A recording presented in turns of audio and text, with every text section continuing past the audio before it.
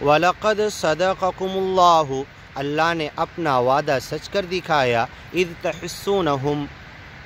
احد کے یدھ میں جب تم کافروں کو، اگیانی لوگوں کو ناکامی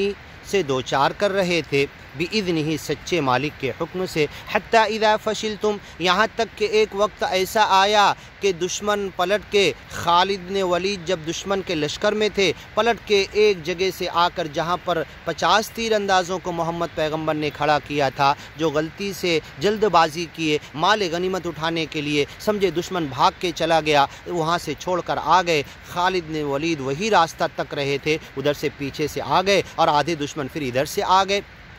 من فوقکم ومن اسفل منکم، دونوں طرف سے آ گئے اور تمہیں گھیر لیا، حتی اذا فشلتم، تم ناکامی کی طرف جانے لگے، ڈر گئے، خوف میں آ گئے، وتنازعتم فی الامر، آپس میں متنازع ہو گئے، مختلف ہو گئے، تمہاری نظریں چوندھیا گئی، وعصیتم، اور سچے مالک کے نبی رسول پیغمبر مرشد کے حکم کو توڑا، 50 تیر انداز وہاں سے ہٹے، تم نے وہ نافرمانی کی، من بعد ما اراکم ما تحبون،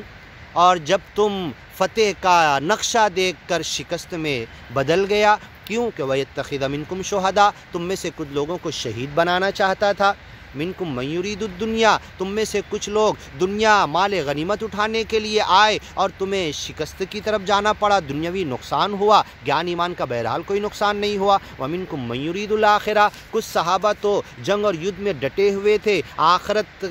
ان کے دل میں تھی، بس وہ دنیا مال غنیمت کی طرف ان کا ذہن بھی نہیں گیا، ثم صرفکم عنہم، پھر اللہ نے تمام صحابہ کو جمع کر لیا اور مال غنیمت کو چھوڑ کر پھر آ کے گیان ایمان کے یدھ میں جڑ گئے، لیبتلیکم، یہ تمام جو کاریہ ہوا مالک تمہیں آزمایا، مالک کی طرف سے امتحان تھا،